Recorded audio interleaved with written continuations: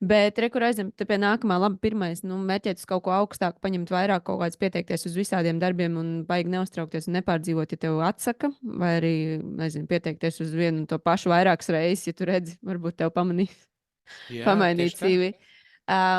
Bet tad ir nākamais, kur ir tā darba intervija. Kas tev tur šķiet ir, varbūt tev ir vislabāk izdevies, un tāpēc tu esi dabūjis kaut kādus darbus iepriekš, kad tur, kur tu esi gājis uz intervijām? Tikai un vienīgi attieksme. Kāda, Vienīgi. kāda ir bijusi tava attieksme? Ko tu teici, pārdot sev darbu intervijā, tā kā es neesmu kvalificēts, vai ne? Es, uz Mhm. tiem darba intervijām ejot, ja ir tur 5 citi kandidāti, kuriem ir augstākā izglītība, kur pēc CV izskatās krūtāk čekur nekā es vienkārši aizēju un man liekas, ka es visu darbu esmu dabūjis tikai tāpēc, ka es parādīju, ka, hei, es esmu gatavs mācīties, es nemāku krievu valodu, man vienalga, es iemācīšos, es darīšu, nu tā kā, ja vajadzēs, iemācīšos to, ja vajadzēs, iemācīšos šito, man nav problēmas vienkārši, jebko, ko jūs man dosiet, es vienkārši iemācīšos. Nu, tā kā es esmu nu, tā kā atvērts visām lietām, kas ir jādara, nevis, nē, es esmu krūtis, tikko pabeidzu augstskolu, ja man maksājiet man 2 štukas. Mhm. Tā, es domāju, ka es tikai tādā veidā es dabūju tos darbus, tikai vienkārši parādot, ka es esmu gatavs, un tie vadītāji, kas man ir intervējuši, kuriem es esmu gājis, un arī tie HR cilvēki, vienkārši, es nezinu, laikam vienkārši redzu, ka šis čalis grib strādāt, viņš strādās, ja viņam liks strādāt, nu tā kā darīs to, kas jādara ir un viss, un vienkārši tāpēc, laikam, kaut kā man tie cilvēki vienkārši ir iedevuši tās iespējas. Jā.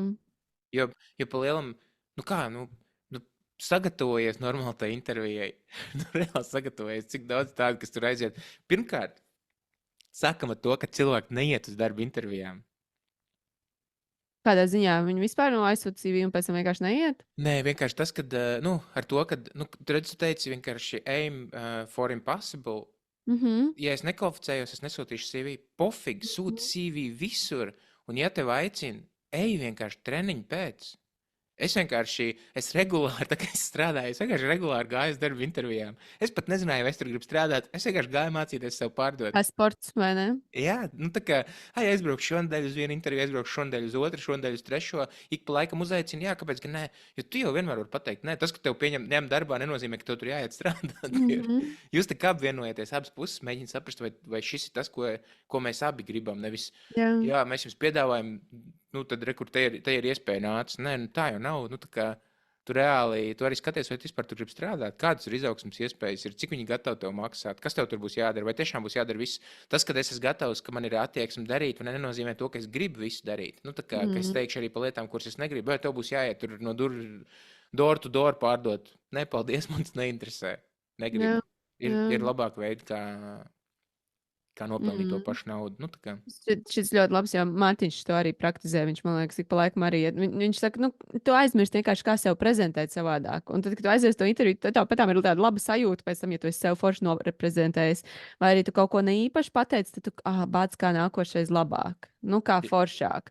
Man ir tāds baigi, iepriekš, kuras angļu valodas darbiem, man pa priekšu vienmēr iet man diploma, man izglītība. Viņi ir startautiski, viņi ir laba.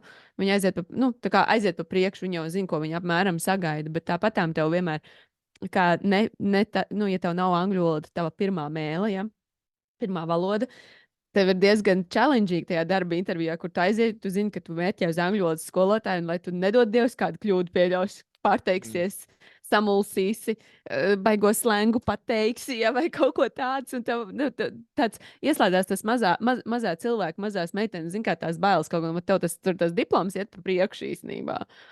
Un, Tāpēc, ka tev vērtē. jā, un tev vērtē, un tāda, zin kā, ka tur iet, es atceros, man bija Hanujā tāda, kur 2 sēž, un man tā gribējās uz to British konsulietu strādāt, un es aizēju, un to tādā 2 intervē tev tur un rītīgi tos jautājumus tur mauc, un tu tāds, vienkārši, jā, pārsvīts 2 dvieļu padusēs, jā. Un neko, bet es tikai atceros to šausmīgo, to ritīgo stresu, bet neko izēja ārā. Pēc tam tev jau viņiem jau ir arī savs tas, nolikums, kas viņiem ir jāuzprast. Tas jau neviens tev necenšas tajā brīdī iegāzt. Viņiem ir tie jautājumi, kas viņiem standartā ir jāuzdod. Un tev ir vienkārši arī viņam jāaiziet cauri. Tev ir jāatbild viņi. Jā, Tas ir normāla praksa. Tu jau neesi pirmais, kurš iet uz to darbu interviju, un tu droši vien neesi pirmais darbinieks, es pieļauju. Tas ir tāds karjerists, kas strādā citur, un līdz ar to abām divām pusēm tas ir risks. Pirmkārt, tā darba intervija vienkārši tev, lai saprastu, vai tu reāli tur vispār gribi strādāt, vai ne? Un vai jūs varat vienoties, un otrs arī viņiem. Iedomājies vienkārši, tu tagad maini darbu, tu nostrādā tur 2 mēnešus, saproti, ka tas nav tev, tad tev atkal jāmaina, viss tas čakars, tas stress, tā ņemšanās. Viņiem arī ir tad viņiem tev jāapmāc, tad tu vidū izdomā, ka tu ies projām, piemēram, tajā pārbaudas laikā, ka jums nav pa Jā. ceļam. Nu vienkārši tad viņiem jāmaksā, tad viņiem atkal jāmeklē jauns. Katrs tas darbinieks, ko pieņemsim, ja viņi to ņem kā ārpakalpojumu, nu, to saucamos headhunters, jā, HR kaut kādas kompānijas, kuri meklē darbinieks, viņi tik saņem naudu par to, kad viņi ir piesaistījuši to darbinieku. Viņi tagad nostrādā, samaksā tai kompānijai, tad tu aiziet prom, tad atkal jāņem nākošo, tad atkal jāapmāc, jātērē laiks, resursi, komandas nervu un tā tālāk. Nu, tā kā vienkārši, nu, jāsaprot, ka tas ir abām divām pusēm, viss tas ir gan izdevīgi, gan arī atstrādāts un, jā, vienkārši tā kā jāiet ir uz to, ka vienkārši, ja tu ej, tad vienkārši saproti, kas tev ir vajadzīgs. Arī ejot uz darba interviju, ne tikai kā atbildēt, ja tur pastāst par 5 savām labākajām īpašībām, bet arī reāli, ko tu reāli arī paprasīs viņiem, nu, lai viņi redz, ka tu esi ieinteresēts.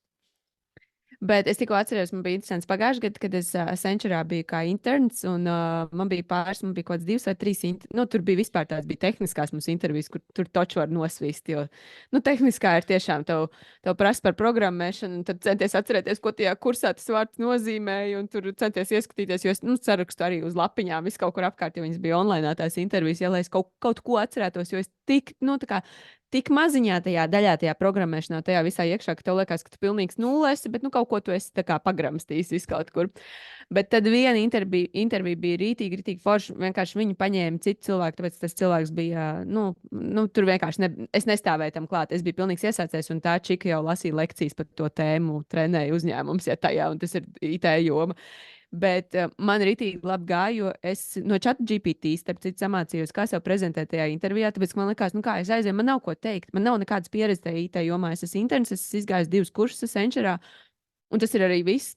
Un viņi caur ChatGPT viņš forši iemācīja pārnest tās, pieņemsim, ka tev prasa, nu kā tu rīkojies tad, kad tev ir izaicinoša situācija. Un es uzreiz, nu tajā intervijā es varu domāt par to, ka IT jomā kāda izaicinoša situācija, nekāda man nav bijis, man nav nekāda pieredze, bet nes to savu dzīvi vispār apakaļ uz savu iepriekšējo darbu. Un tā, nu tad, kad es vadīju retrītus, un tad man bija tāda situācija, ka tur, es nezinu, atbraucām uz retrītu māju, un tur līs lietus, un tur ir visa istaba pilna ar ūdeni, ja, un kā es to situāciju risināju. Ja?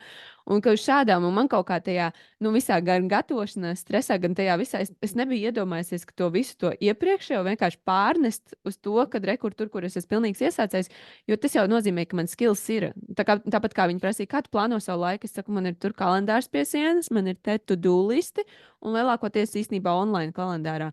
Un tas jau par tevi, viņi tā, nu viņi tik, es redzu, viņi tur ček, jo viņi skatās, vai tas cilvēks, protams, saplānot savu laiku, un ja mēs strādāsim komandās, kuras ir visas atrodas kaut kur ārpus Latvijas strādā, ja, protams, ka mums vajag saplānot laiku, mums vajag zināt, vai viņi prot izmantot Google kalendāru, ja, vai arī viņi tur gaidīs, kad balodas atlidos, un viņi ierakstīs tur papīra kalendārā, ja, vai arī kā viņai, bet es viņai ātri piezvanu, saku, izdari šito, kurā vietā viņa to pierakstīs, ja. Un tas bija tāds foršs, kur no tās intervijas tā bāc reāli, cik tā, nu, īstenībā tas, kāda es esmu, kā es savu dzīvi vadu, ka tas viss ir tas, ko es tajā intervijā varu prezentēt. Yeah. Un par to vienmēr tādās ļoti var sasalt tās smadzenes. Tā ir vēl cita tāda tēma, ja, kad kur aiziet uz interviju, un lai tev nav tāds, es neko nezinu, ja, un drosmīgi pastāstīt par sevi, jo viens jau labi aizsūtīja to CV uz to lielāko lomu, ja, vai kaut kā tādu. Bet jā, otrs tas, nu, tajā brīdī atcerēties to, ka tu ar visu to savu iepriekšējo pieredzi, ar visu to, kas tu esi, tu īstenībā nāc iekšā tajā uzņēmumā.